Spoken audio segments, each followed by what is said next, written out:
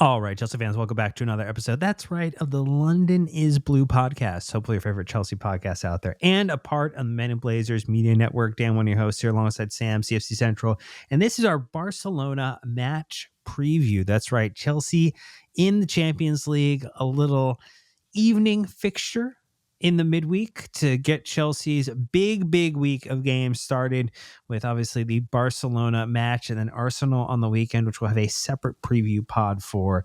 But an opportunity for our beloved Blues to do some damage, inviting Barcelona to the bridge, an opportunity to really, assert themselves back in European football, in European prominence, Sam.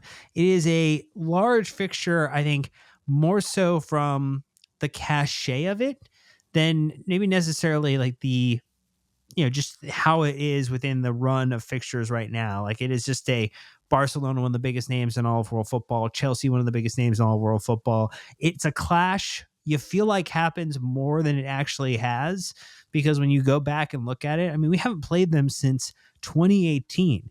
We have a 5-6-6 record, 5-1, 6 draws, 6 losses all time as Chelsea Football Club against this Barcelona team. And, we don't lose against them often, at least in recent memory. Yeah, I mean, undefeated in 10 of our last 11 games against them, which is quite a fantastic record considering how strong Barcelona are against English clubs. So I think, that just sets us apart. Messi for the longest time couldn't get a goal against us.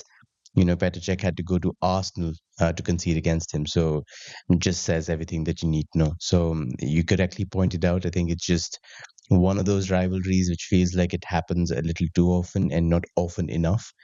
But yeah, I think I have to be a little careful of not overly criticizing them too much. My wife is Catalan, and she's just having like a little bit of just sleeping comfortably next to me. So if I do insult Lamine Yamal, she'll wake up and I might be in trouble. So I might keep it a little more neutral and balanced than usual. On the flip side, you might haunt your dreams if you say something inappropriate about Barcelona at this given time. But look, we'll try to make it a more fair and balanced episode in this one, as we tend to do with the preview podcast. We'll take a little bit of a look at what's been going on with the club we're facing in that match. So again, we'll take a look at how Barcelona has been getting on with their season so far. We'll take a little bit of a conversation around just what are some of the strengths and weaknesses of the side, kind of going up and down the pitch.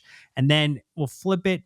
Sam asked me a couple questions, just trying to get into Enzo Maresca's mind, figure out how he's going to approach a couple of the challenges he has. And then we'll get into our predictions, both our standard ones like the scoreline, potentially who's going to score, and then some on the ledge ones, a little bit more of an ambitious guessing game that we like to play in this one. But Sam, just taking a look at it, I mean, it is a Barcelona team that is currently second in La Liga behind Real Madrid on 31 points out of the 32 that Real Madrid have. They have a 10-1-2 record, plus 21 goal differential right now.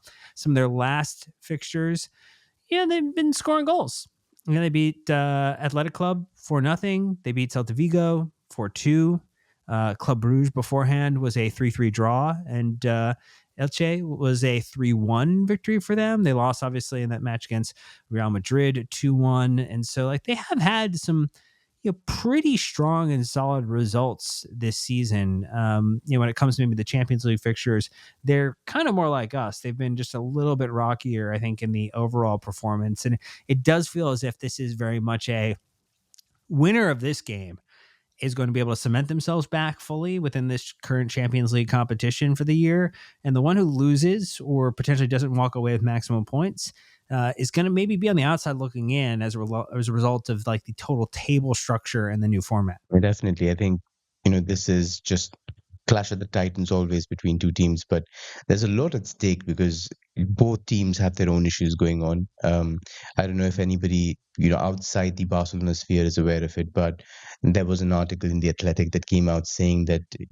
Barcelona players were quite unhappy with their fitness coaches and just the conditioning that was done with a lot of players inside the squad. And the promise was that compared to last season, there would be fewer injuries. And on the contrary, they've had more injuries this season. And they've been shorter in duration and they've been out for, just a fewer days compared to last season. But just a lot of disappointment in there. There have been grumblings and mutterings of discontent, including from Lamine Yamal, who was also injured, said he wasn't happy with his recuperation routine. A couple of players were supposed to be back. Rafinha, for example, was supposed to be back from a hamstring injury, came back, got re-injured again, then had to be nursed back to health. Lewandowski was out. So there's been quite a number of injury issues on that end, and they've had to cope with that because of the results being suboptimal. And anytime that you're under Real Madrid in the La Liga table, then obviously all the bad stuff that's been kept inside that pressure cooker tends to explode out. So I think it's a decent time to face them.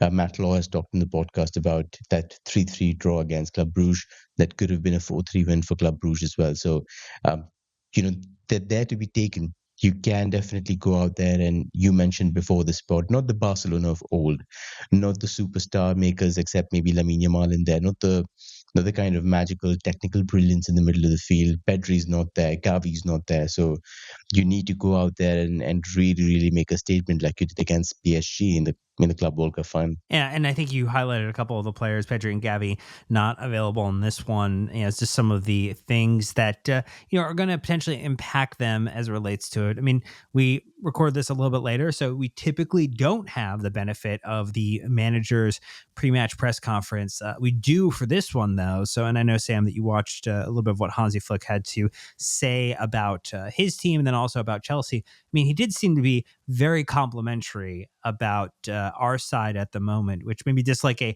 outside looking in, sometimes we can be so myopic and we can be so narrowed in on like what it means to be Chelsea and the things that we're not happy with. But we do tend to, from an outside perspective, get a lot of credit for things going maybe better than expected, or things going, Chelsea doing, again, second in the Premier League table, like, won the Club World Cup. Like, there's a lot of positive things that I think we take for granted, maybe. Absolutely. His exact quote was, Chelsea are one of the best teams in the world. Their development is fantastic, as are their players and their coach. It's fantastic to watch them play. They are a young team.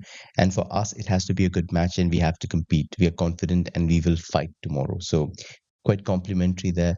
A couple of other interesting tidbits from the press conference, considering I was watching it very closely because a few superstar names were on the verge of, coming back. So they have received some very good injury news. So Robert Lewandowski is just returned against Athletic Club, so he will be available. Rafinha has been out for the better part of 2 months. He played 9 minutes after that long injury layoff. Won't be completely fit for this one, which is good news for us, but he will probably make a 30-minute cameo in there. They've had goalkeeping issues, so Marc-Andre Ter Stegen was injured. His back is not really the ideal condition, so he was out. For Jack Chesney has been a bit of a disaster in between the sticks. So Joan Garcia, who they got in from Espanyol, if I remember correctly, he's back, and he was very, very good again, under Hansi Flick when he did make his debut and pushed himself to be number one. So he's back between the sticks. So I think three positions reinforced, and it'll be quite interesting from just a depth standpoint what they'll do, because it does look like they've got a couple of crucial pieces back. All right, well, let's take our first ad break, get out of the way real quick, and then we'll get into just what's been going on with Hansi Flick's Barcelona. We'll take a little bit about what his formation style has been and all the other elements of how he's been setting up, but we'll do that after a break, so stay tuned, and we'll be right back. All right, Sam, so walk us through Hansi Flick, someone at one point who was, for like a week, rumored that he might be a Chelsea managerial candidate. Like any individual with an agent who'd like to negotiate a better deal for their client is when there is a vacancy at Chelsea or a crisis at Chelsea.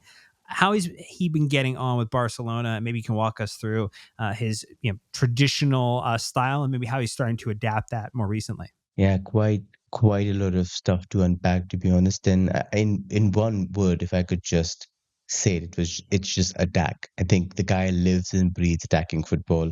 It's very high risk, high reward. It's a machine that relies on maximal intensity and verticality. So there's one thing that you guarantee from a Hansi Flick side, and it is goals. So they've scored 102 in La Liga last season, the only side to breach three figures, and they beat second place Madrid by 24 goals, which is a sizable number.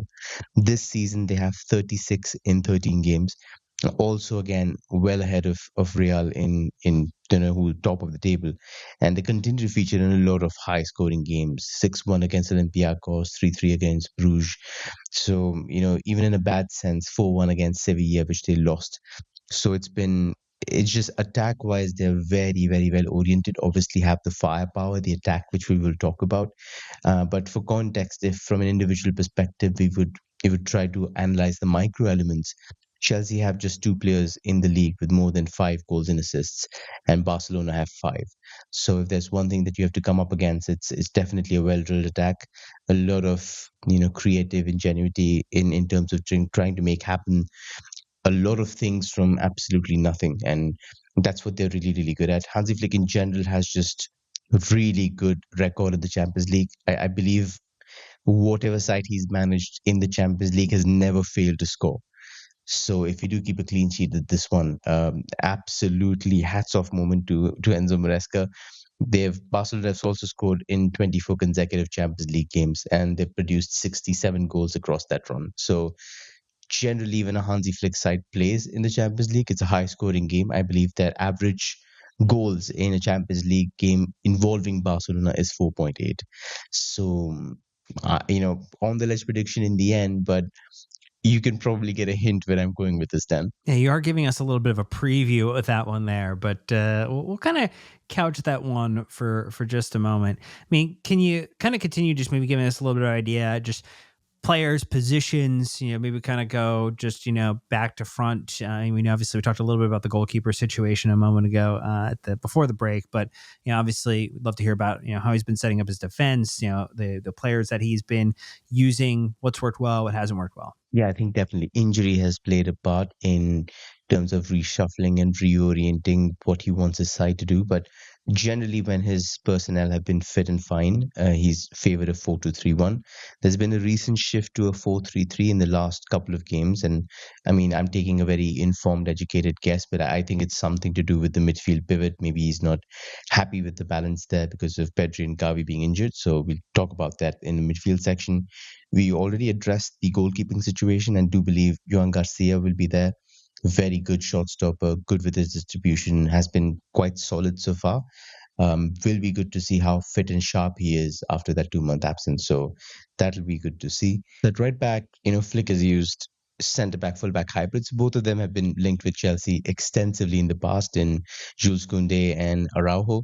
So both of them offer some different kind of strengths. Koundé is somebody who's uh, when he was at Sevilla, quite an adventurous centre back. Even in a back four, he would bomb up the field, carry up the field. At right back, Hansi Flick has given him the freedom to hold with, to push into advanced positions. He's quite good with his head, so he will get into really, really advanced positions. And left back, Alejandro Balde is just back from an injury that I mentioned, hamstring injury that he was out for longer than expected, and he's just come back and taken over Gerard Martin, who would have been a weakness for me if he would have played here. But the interesting thing, Dan, about Flick's fullbacks is that you often see both of them bombing forward at the same time, and there's generally not the kind of security that a normal side affords the center backs. Usually, you find a defensive midfielder, dropping in between the center backs and making it a back three, or sometimes you get maybe an extra midfielder trying to protect your center backs. Barcelona just keep two center backs and then they push, say, Koundé up to right wing, and you'll see Alejandro Balde, somewhere at the edge of the box, maybe even there for a header, or the other way around. So you'll see them being very, very aggressive. And again, it comes back to Hansi Flick looking at goals as the central focus of his ideology. He has to get multiple bodies into the box, and the best way to do that is to put as many people forward. So he will push both the fullbacks up ahead, whoever it is who starts in those fullback slots. In the middle, you've got Pau Kubarsi, who I believe is one of the best centre back wonder kids out in the market. Has had a little bit of a shaky spell, wasn't quite good against PSG in the game that I saw, but largely quite reliable, very athletic. Can also cause a lot of nice issues with the ball for them. Get some really nice short carries, pick up passes in between lines. So he's there. He's had to rotate with a couple of other centre backs, Eric Garcia and Araujo. So it'll be interesting to see who he's partnered with this time around. But that's basically the defense then. And then, just kind of pushing further forward. I mean, I think the biggest thing is going to be about the absences rather than who would typically be there, and how Hansi Flick has been able to try to, or has been working to try to solve for, Pedri not being available. Yeah, I think Petri is a massive, massive miss. One of my favorite players to watch on his day. Just sensational. Like the closest thing I've come to the prodigious talents of Iniesta and Xavi. So he will be in a bittersweet way. Stamford Bridge would have absolutely enjoyed watching him, but good for us that he's not here. He's been the most bankable asset in midfield, obviously, and his injury absence has left a little bit of a hole there.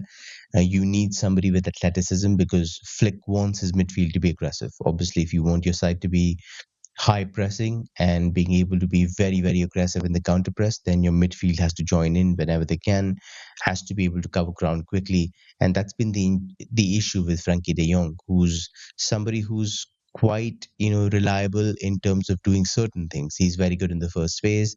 He will drop between the centre backs. He will orchestrate play from the back. He will make sure that you're not stranded, in the build up phase and sort of withering under pressure. He's somebody who will pull you out of those situations with his ability to just weave through the first line of pressure.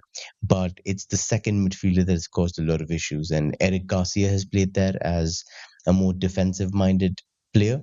But even when Hansi Flick has felt like, yeah, the midfield is not strong enough, then he's gone for a three-man midfield in that 4-3-3. So he's gone with Danny Olmo, who generally played as a number 10, who I believe he's just stronger there because of, a lot of athleticism issues. He's very creative. He loves being inside the box, kind of like, just a hybrid between a 10 and maybe a little bit of forward tendencies because he's also played at false nine for Spain, the national team. So he will offer a lot of interesting, maybe dropping around, pulling people aside. What he also does from the number 10 position really well is that he stays in the half space and he makes constant underlaps into the box. And what that does is it generally keeps the fullback on that side pinned, and that helps Lamine Yamal get some extra space. So Olmo, if he starts at number 10, even when he doesn't have the ball, his positioning will virtually guarantee that you're going to have Kukureya 1v1 versus Lamine Yamal quite a lot of times if he starts there. So that'll be something to watch if Olmo is in that 4-2-3-1. The other, number 8 is also somebody who keeps switching. So you will have to contend with both those number 8s pushing ahead, trying to make those underlaps, giving support. There are some nice rotations that happen between the fullback, the number 8, as well as the winger. You'll see Lamine Yamal move in. You'll see, Kunde push up. You'll see the fullback underlap. Lots of lovely rotations, but aggressive. All of it is just runs, targeting space, targeting men, trying to make sure that you're causing a lot of issues when you have the ball. So it's just going to be very, very difficult to come up with that and try to keep, track of who's moving where. It's going to have to be a very disciplined performance. So the midfield in general will try to create a lot of pressure on and off the ball. So manufacture, shooting chances for them would be just trying to push into advanced areas, make sure the counter press is very strong because I mean, Flick being a German manager, sort of like buys into the tendency that gegenpressing is the best playmaker. So if you want to create good goals, good chances, win the ball back in the attacking third and take it from there. So yeah, I would say that's the midfield taken care of. And then let's kind of just continue going forward, talking a little bit about attack. I think obviously, Lewandowski has returned, from his injury. So I think we could talk about, his involvement, even though he's kind of more of a senior striker at this point. And there's also some false nine elements too. So how do you see that playing out in this one? Yeah, that's the I would know how to pronounce it. Like, is it unfortunate? Is it good for us that they've got somebody that they won't have to cry a foul about saying that, oh, we missed our ideal number 9. But either way, I think Lewandowski even at 37 is really, really good. Obviously his physical talents have waned and he's not the force that he used to be from that perspective, but you know look at Thiago Silva. We know what 36, 37-year-olds can do when they've got that class. And I think Lewandowski is just somebody who's in the same category of really, really good footballers. And he's also just returned from injury, but still is top scorer with 8 goals in I think 11 or 9 games, 9 starts, which is, I mean, speaks volumes about him. Devastating finisher, can give you goals from anywhere in or around the box. So whenever you are, wherever you are, make sure he doesn't get box shots. He doesn't get any room to like free up, open that body and slot shots away, because he will give you that absolute punishment if he has a second to breathe anywhere close to the danger area. He might not last the 90 minutes. So Ferran Torres will also be somebody who's I would say a slightly different, not slightly, significantly different profile, more of a false nine. So Ferran will probably try to just drop away from the last line. He will first try to link up, and then when he's able to turn, he will ghost into the right areas. Got a really nice, intelligent knack of movement. So he will ghost past the shoulder and into those areas where he can get the long ball, control it, and then try to get 1v1. So quite a wily customer from that regards. Also quite comfortable moving into wide areas. So if he does drop, then he will create those gaps against the centre back to try and get, say, Lamine Yamal driving diagonally inside, getting Olmo running in behind, one of the eights running in behind him. So I think with him around, there's a lot more dynamism that happens in the front line. But Lewandowski obviously brings his own individual strengths, which will be quite interesting for us to come up against. And a wing threat, Lamine Yamal does not need any introduction. Just outstanding talent, and obviously people are now feeling what it's like to have a talent of that magnitude with Estevao coming in. So obviously getting to see him against Kukureya will, in my opinion, be a key match. He's very good against 1v1s by himself, but even 2v1s and even 3v1s. Just go and watch that clip against Paris Saint-Germain where he did, Elastico, got away from 2 players, left Nuno Mendes tasting grass. Just an absolutely sensational talent. So he will be a handful, double up at the earliest. This has to be, Jose Bozingua against Lionel Messi. It has to be just that level of discipline, unit discipline, has to be individual discipline against him. So that is one. Rafinha, we talked about, thankfully not fully fit, but could come on, make a sub appearance in the second half. Is really, really handful. Obviously, he's played in the Premier League. Marcus Rashford is obviously somebody who's a well-known foe for us, and he's caused some major issues, in the past for us as well. Some really nice free kicks. He's also very dangerous on the break. So when Barcelona do get the opportunity to create those transitions, which they do really well, he will be in that two-footed shooting zone. He will try to get shots away.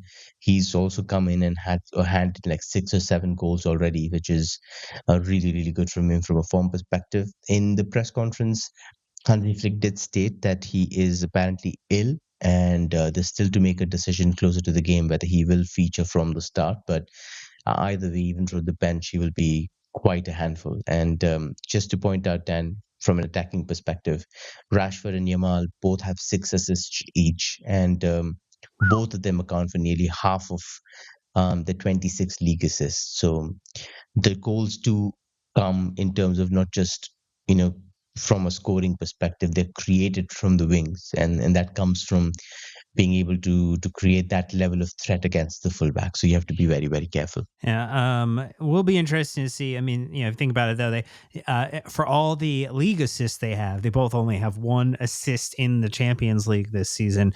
Rashford with 4 goals, Yamal with 2. They're kind of a part of with Fermin Lopez with 3, and Fernand Torres kind of make up their goal scorers. So it's really only been 4 individuals who have contributed all of their goals in the Champions League this season. But look, we're going to take our last ad break, get it out of the way. We'll talk about the weaknesses of the side, go through a couple questions that Enzo Maresca is thinking about, and I'll try to give you an answer, and then our predictions. So stay tuned, and we'll be right back. All right, Sam. So we talked a lot about the things that Barcelona and Hansi Flick and the players have been doing very, very well. But again, not a perfect team because they don't have a perfect record. Talk to me about what some of those weaknesses are, some of the considerations. I do think they, like to play a high line, like to gamble a little bit. That might be something that we would like to go after. Might be something that one Estevao or Garnacho would be interested in running up against. Yeah, when I was watching their games, watched about 3 games for this one, and had massive, violent flashbacks to the Chelsea versus Spurs game under Pochettino, where it was a ridiculously high line, and there were just run after run after run in behind the last line. And a lot of teams are learning to do that. There's just, if the counter press fails from Barcelona, you're able to get into those positions to just clip the ball in behind, and you don't have the athletes there to recover and make ground. Eric Garcia hasn't been good enough. Araujo used to be an absolute monster back in his day. Not really the same defender anymore. Kubarsi is good, but again has made his own share of has had his own share of issues in those positions. But there have been so many runs then, and Sevilla were using the number eights. They were using their wingers to run in behind. Lots of issues, and it could have dramatically been 6-7 in that game, and they just ended with 4. So um, just to mention that they are somebody who are vulnerable because they push their defenders really, really high. They're trying to accentuate that counter press, but the opportunity to win the ball back and put it in behind is always there, always, always there. So if you're going with a wing combination, then I think Garnacho, Neto probably the strongest. You're obviously, I think Maresca is looking at that even without those strengths in contention. But with this, I think when you have both of those running in behind, Garnacho especially very good, Neto also very good running in behind, you have to find them. You absolutely have to find them because it leads to high quality shots. Now, Barcelona, like Chelsea, are top of Europe's top 5 leagues for non-penalty expected goals per shot conceded. So they are letting in few shots, but when those shots come, both sides concede very high quality shots. So you have to be just an interesting juncture to be able to make full use of it. So just to again mention the Sevilla game, 2.8 xg for Sevilla, 5 big chances in that 4-1 win, and I counted at least 3 4 1v1s in the first half alone, and it could have been really, really bad. So I would say the high line is something that you need to absolutely be 100% exploiting. The rest defense and defensive principles in general are quite in disarray for me. Something to do with their pressing is that when they commit the front three to try and press, if Yamal goes from covering Kukureya to trying and pushing in on the centre backs to press, then there is enough gap for Kukureya to receive from Sanchez if there's a short ball there. And how Barcelona tried to compensate for this is they pushed Jules Koundé up onto that fullback, and that leaves a lot of space in behind for, say, somebody like a Garnacho against their centre back. So I think from that defensive perspective, if you do get the opportunity to play the ball to one of your wingers, or even if you get Kukureya early, and if the fullback like Kunde doesn't jump early, then there is a chance for Kukureya to find Garnacho 1v1 against the centre back. And if that happens, then I really, really give us like a really good chance to get a goal. So that's something that you should be exploiting from a tactical perspective. I would say Barcelona's tendency to commit fully to a counter press leaves certain gaps in areas of the pitch. There are certain players like Frankie de Jong, Dani Olmo, Eric Garcia. They're not explosive. They're not the best athletes. So not good enough to cover large spaces. So that could lead to really good transitions behind them if you're able to win the ball and find players in those gaps between those players. So I think that's something individually, players wise, that you can exploit. Get those 1v1s, more athletic midfield like Caicedo against, say, whoever it is, and from that midfield counterpart, if you get going against Garcia, for example, I put my money on Caicedo to try and get into those positions. So that is something that I would underline. Um, Tendency to be highly vertical, extremely attacking, tends to be ping pong. So there will be multiple turnovers. The ball will be loose in midfield quite a lot of time. So I think Moises Caicedo becomes very important, and a fully rested Moises Caicedo, because of not playing against Burnley, becomes even more crucial. So I think when you're missing Pedri, who also records an incredible amount of recoveries. I think that midfield battle will be crucial. And if Caicedo can get onto those loose balls and play people behind, then that's going to cause Barcelona a ton of trouble. So going long, going early, isolations, I think my big weaknesses. And I would say there's also like a big problem from the other side, like Rashford, not really known for his tracking back. So in general, Hansi Flick doesn't want his wingers to come and drop very deep. He wants them to stay high to try and, utilize them on the break. So sometimes Yamal is quite industrious, will push back and will help his fullback, but Rashford tends to dawdle a little bit, trying to wait for the out ball there. So I think there is a good chance that the goal comes from Barcelona's left side and our right side. So make Rashford track back, tire him out, make sure he doesn't have the wind in him to try and get those runs forward and force him to come back and you might have something going in your favor. Well, that gives us some weaknesses. That gives us things to consider. Anything else you want to talk about with this Barcelona side before we flip to the questions that you think Enzo Maresca is pondering ahead of kickoff? No, just the fact that there's rarely ever a time that you come up against a Barcelona side with these many things to exploit. And there's also something to keep in mind. Barcelona want this to be a fast and quick game. They want it to be end to end. They want it to be chaos ball. And we've been guilty of falling into that trap quite a lot. We've given in and we've said, okay, you want chaos, we'll give you one. We'll give you a red card. We'll basically lose our heads. We'll try to go long and absolutely just throw the blueprint into the dustbin. And I think that's something that you have to be very careful to avoid. You have to make sure that you play your game. If it's something that forces Barcelona to adapt and go against what they used to, then I think you stand a chance of coming up against them. I think you have to be mindful that if the game gets too quick too soon, close it down a little bit, slow it down, and force them to do things that they're not used to doing. And that's the way to approach the game, in my opinion. But yeah, I mean, it could very well just go complete chaos ball. Everybody loses their minds, and we get like a tennis scoreline. I wouldn't be surprised there either. Oh, tennis scoreline. Okay, well, that's something to consider here. So, if we flip the script, what do you think those questions are that Enzo Maresca is considering right now? Things that he is pondering as it gets closer and closer to kickoff. Yeah, let's before we go to Maresca, I mean, my question here is just what's your favorite memory from, Chelsea Barcelona game? What's something that always sticks with you? And we've had so many moments in there, so give me your favorite one before I turn you into Maresca. Ooh, favorite one for me before we turn it over to Maresca. And this is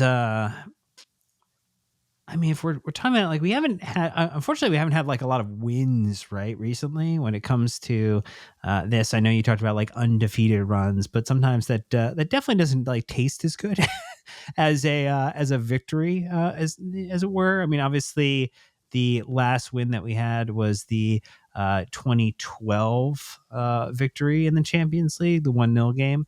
And that was a nice little goal from Didier Drogba. I always love a Drogba goal. And I love that, we talked to a sneak preview for those who have not yet listened to, because it hasn't dropped yet, our Thanksgiving episode in our mailbag, as we talked about if you could pull a player from Chelsea's past and throw them into the current Chelsea team for the remainder of the season in peak performance, who would that be? And I said it had to be Didier Drogba, which Nick agreed with it, because of these type of games, you would love to have him. Because if you go back to that other victory that we had across that last bunch in the 2006 game, so there was a 6-year difference between it. Didier Drogba also scored in that game as well to be the winning goal. So I think that like getting a chance to see how many goals Drogba scored against Barcelona, like that was probably, I think, one of the best things. The Essien goal was good in the 2009 one as well. Obviously Iniesta. That was a rough one though, because you scored so early and then you held on for so long, and then Iniesta scores in the 90th minute. Oh my God. that was a bad moment. Did you know, people always say that, I sound like a very calm, composed kind of person, but I basically stayed in an apartment complex back then. My dad was posted to a place, and I remember on a lovely bungalow overlooking Bangalore, and when Iniesta scored the goal, I kicked my remote control out the window, and it basically fell about 16 stories from where I was, and nobody could find it the next day. And my dad just woke up saying, "Where's the remote? I can't find it." And I couldn't tell him what Iniesta had done to me. So probably the only time I've completely lost my shit. And I'm not proud of that moment. So yeah, I think that was quite like probably the worst result that has hit me like a train there. So do not wish to remember that. Hopefully nothing close to that will be emulated ever again in any game. Fair, very, very fair. Yeah, but there are plenty of good moments, across some of the runs there. But I'm going to say, anytime Didier Drogba scored against Barcelona was Mhm. one of my favorite things. Well, that's absolutely fair. So let's go from Didier Drogba to Liam Delap, and Wow, let's. it's a harsh turn there, Sam. But we'll go with it. Did you just land on your head there? Just completely smack on your face. But yeah, I think the main issue there. I mean, a lot of guests on our board have talked about this, saying he's just coming back from injury, coming from Ipswich. Just not had the exposure or the time to really build a partnership with anybody. Cole is not there, somebody he knows very well. So what are you thinking from a center forward perspective? Obviously, brings the best out of Joao Pedro, but Joao Pedro is clearly not at his best either. Do you stick a knife in this and twist it right now in such a big game, considering both aren't firing, or do you just persist with it until something clicks? What are you doing if you're Maresca? This is a really tough one for me because I think you not only are you playing Barcelona. I mean, you do get the benefit of the extra day of rest because Arsenal play Bayern Munich on Wednesday, and obviously we've got our game coming up in the weekend. But I almost feel as if we've seen the pragmatic Maresca over a bit of time here. I think he potentially saw the weekend performance of a one Leeds United, and probably feels like I have to make it through these next two games, and then maybe my opportunity to do a little bit of what I did this past weekend, where he was able to, not start Moises Caicedo against Burnley. Maybe he's looking at Leeds and saying like, "Hey, that's my opportunity to give these players some level of flexibility here to try to make sure that we can make it through a very, very long and very action packed December." I almost wonder as if it's going to be Liam Delap, Joao Pedro starting both of those games, but him looking at that 65 minute window when Mark Guiu comes in potentially in both games to relieve, where if Estevao does not start in this game, that as Pedro Neto goes on and starts, that he is on the right hand side, that maybe Estevao comes in and could be the 10, or I mean, maybe he'll even go to Bonanote. Like, that is something he has shown that he is willing to do. So I feel as if he's going to persevere with what he thinks is the strongest grouping, regardless of whether or not they're firing. And I think that will mean Joao Pedro starts in a 10. You have Liam Delap, who starts as a 9. I think he'll put Pedro Neto on the right hand side to start, and then obviously Garnacho didn't get a start. I feel like he's going to go with Garnacho, but obviously Gittins, has been assisting. So if you're looking to try to set somebody up to score, this would be a good opportunity to give Gittins some more minutes. But I feel like he's going to want people to run him behind to kind of create overlap opportunities and drive into the box, and it feels like maybe is more of a Garnacho type of game there.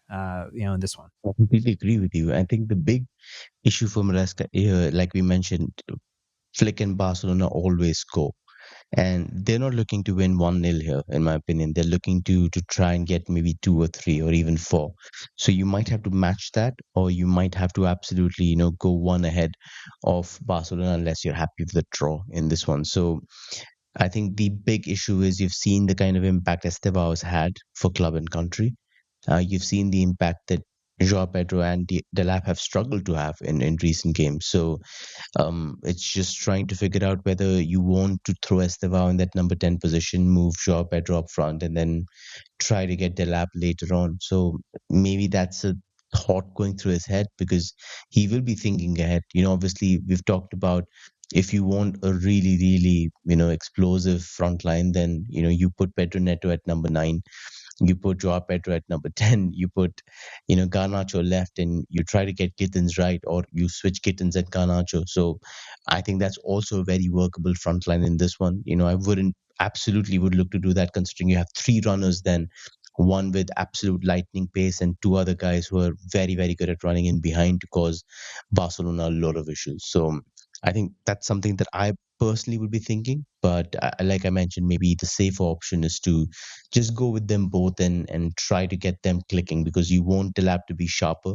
personally and you want him to build some kind of rapport with Joao Pedro. So I think absolutely go with you on this one and say that both of them persist.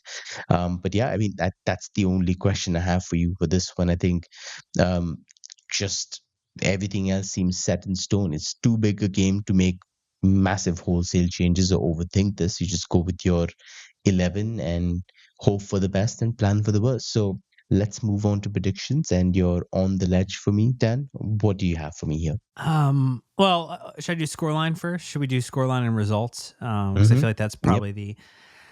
Um, I would love for Chelsea to win this one. I think it's going to be a draw. I think it's which is going to be actually the opposite of what both of these teams want, but I do think it's going to be one. I know what yours is, so I'm not stealing it fully because I don't think it's going to be as explosive. I think it's a 2-2 draw, and in this 2-2 draw, that we see.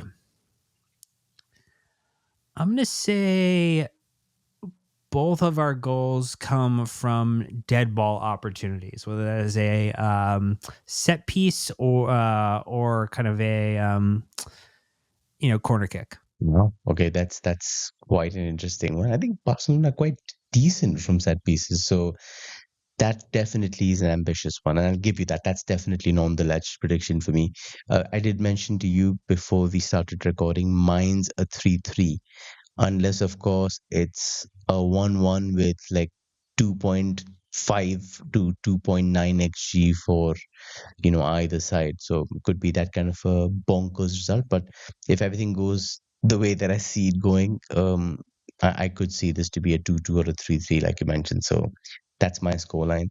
I do think a lot of damage will be done by the substitute. So I do believe from our end, I expect at least 2 goals or assists from substitutes and maybe like 4 total from either side. So I do think the game will open up after the 60th minute and both teams will swing for it. I think that's my on the ledge prediction. Let's go for 2 goal and assists from our substitutes. Oh, okay. I like that. I think that those are all things that could happen. I just feel like I don't know. I'm thinking about like who shows up, big game kind of moments, big game opportunity. That's why I went with a dead ball situation. It feels to me like a real good opportunity for a Reece James banger, just absolutely like Oh, ripping absolutely. through This is the yeah. net.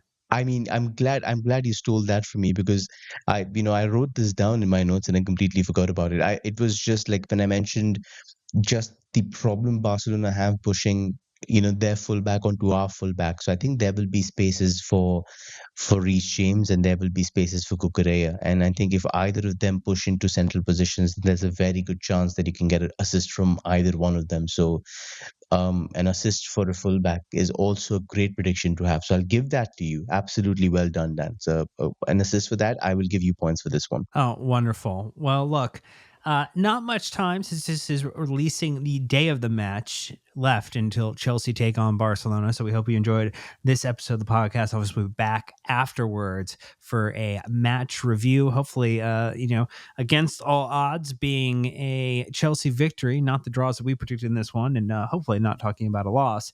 And then we'll get back with you later this week as well for a Arsenal match preview, and then also our Thanksgiving mailbag. So plenty of content coming your way. Don't forget to like and subscribe, hit the bell icon to get notified on YouTube. Leave wonderful comments just letting us know what you think those on the ledge predictions are that you might have. And then also don't forget to sign up for our free weekly newsletter, the London's Blue Dispatch, written by the wonderful Sam, has joined me on this episode. Also, 5-star reviews on Apple Podcasts and Spotify. Always appreciate. We're very, very thankful for them in a time of thanks. And you can get involved in our Discord community in a free or paid capacity. But Sam, that's going to do it for this episode. Any last final thoughts or words before we get people out of here? Oh my God, I'm not religious, but feeling it, absolutely feeling it has some divine intervention help us here. I mean, we genuinely need to get a win here. A draw is not going to keep us away from the playoffs. So I'm really hoping this is the first of two massive statements that we make, Dan. I mean, we'll be here for the Arsenal preview later on, but this is a side where, it just really hits me like the Brighton 4-2 or like the 4-1 against Spurs. There's generally the opportunity to go out there, get a nice scoreline like Arsenal got against Spurs. So I'm hoping we do that. And like Matt said in the pod, it's all about how well we keep our gate shut against Barcelona. If the defense comes good, this will be a very, very season-defining win for us in the Champions League. Absolutely. So we will see if that does end up coming to pass. And hopefully, again, we're back with you on the match review, talking about Chelsea's wonderful, wonderful performance. But until then, you know what to do. Keep the blue flag flying high.